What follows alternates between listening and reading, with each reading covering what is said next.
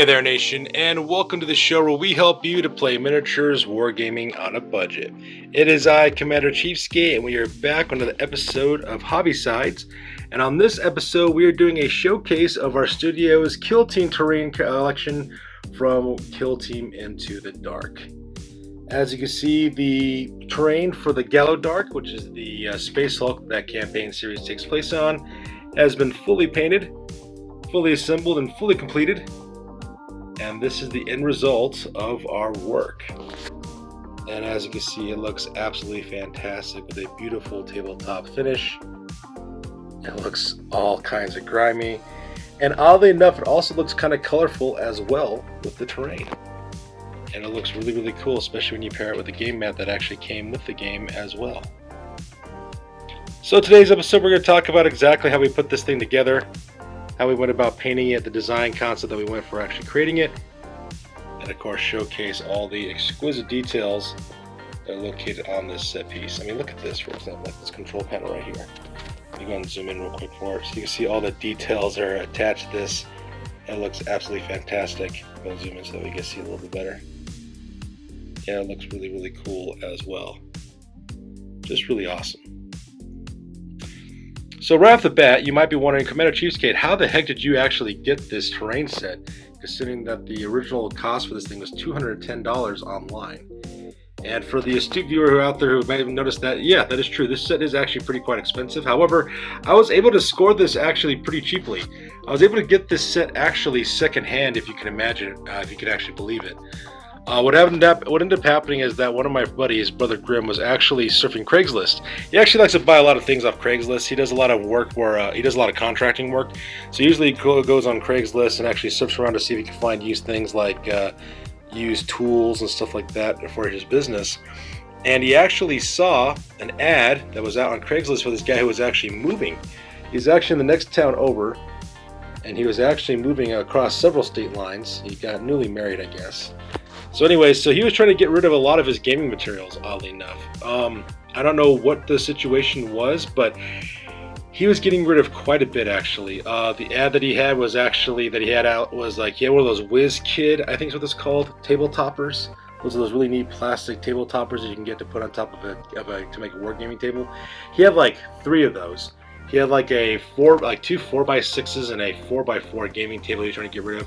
He had like 7 or 8 gaming mats he was trying to get rid of as well. He had a lot of 40K, a lot of Warhammer Age of Sigmar. He had a lot of not Necromunda.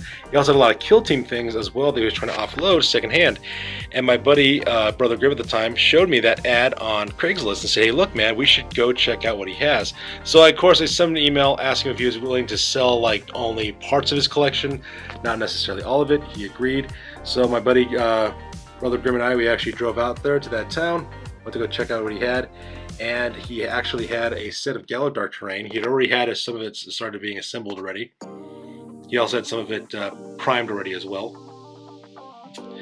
and he was getting ready to offload it. So I was able to get it for about a little under $100 actually. So just a little over 100. I think it was like 105. Is what it ended up being, is what I ended up getting from him.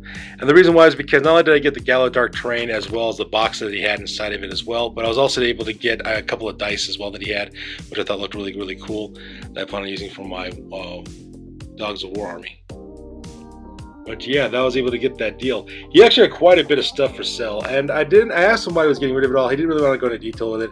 All he said is like, oh, I just need the money. So it looks like he was getting rid of all of his stuff, so it was actually kind of insane.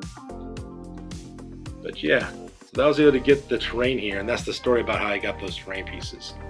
So now that you know the story about how I got the terrain pieces, let's go ahead and talk about exactly how I went about painting these. Alright, so let's go ahead and talk about the design element, how I went about painting up these guys. And as I'm doing so, I'll do some extreme close-ups of the terrain so that you can see the paint job in all of its glory. So first of all, I was actually inspired by Guerrilla's Miniatures Wargaming with our buddy Ash. Ash on Guerrilla Miniatures Wargaming actually did a video a couple of years ago about how to quickly paint up Kill Team terrain very, very quickly. And so that was what gave me the idea to actually pursue this same color scheme. And this color scheme is kind of like this brownish, bluish color scheme that you see from the promotional artwork that Games Workshop actually provided us when it came out with the Gallow Dark terrain. So the first thing I did, of course, is I assembled all the miniatures, and unfortunately I did not mask the edges. I highly suggest that you mask the edges, the contact points, for all these wall sections in the future if you decide to do your own. I didn't do that, and I've regretted it ever since. But that's the first thing that you should do, is always mask those things. But what he decided to do is that Ash actually developed a system where you use spray paint to paint majority of your miniatures. What you do is you actually spray paint the entirety of the miniatures down in a dark brown satin or matte finish spray paint. In which case, that's what I did here. I used Rust-Oleum Mocha in order to do that. There's some more examples of the details that you can see there. So because of that, I did that. So I spray painted those things. So I spray painted all of it in that brown. The machinery and silver parts like this I did in silver.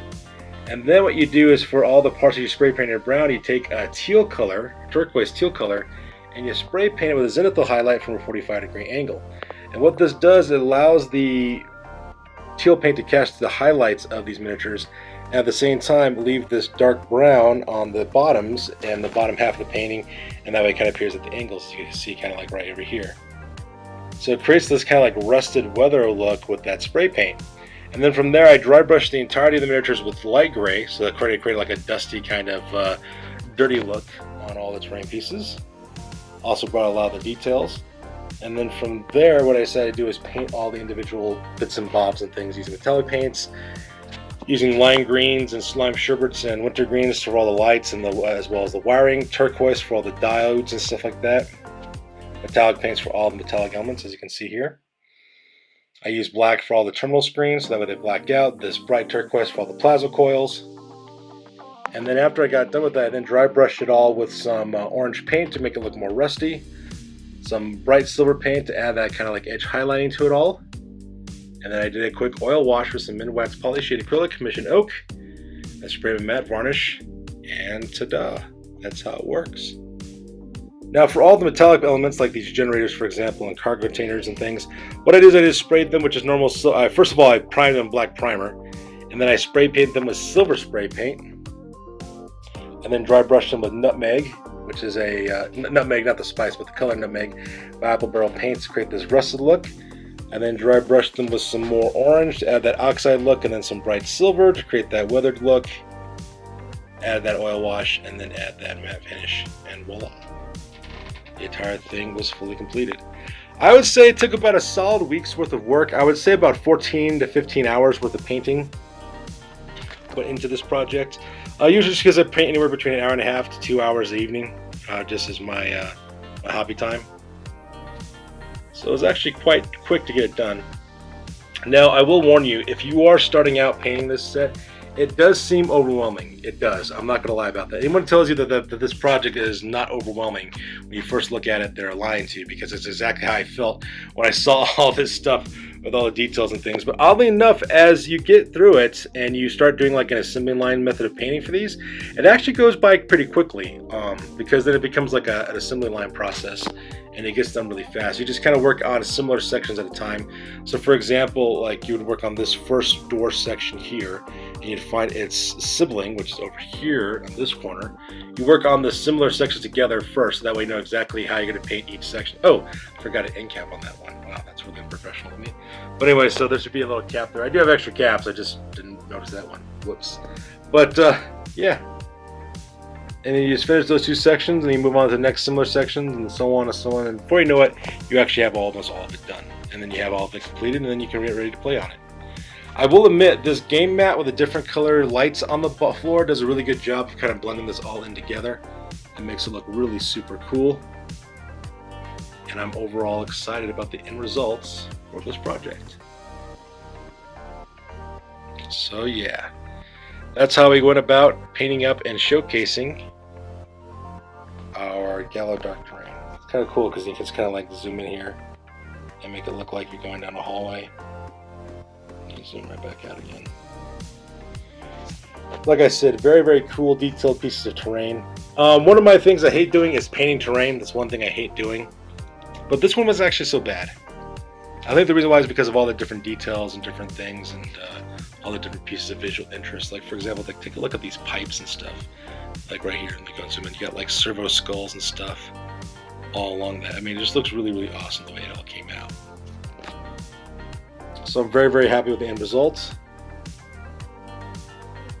And we're now starting to use it in our battle reports, especially I'm planning on using this for our Space Station Zero battle reports as well, because it just looks really, really cool. So there you guys have it. That's how we went about painting up our Gallow Dark terrain. So that's good news with you guys. As always, please feel free to like, comment, and or subscribe. You guys' input is invaluable to us as always. Also check us out on Facebook, Instagram, as well as blogger.com for all the latest greatest hobby news related to this channel. That's good news for this, you guys. I'll catch you guys in the next one. Peace out. Stay classy.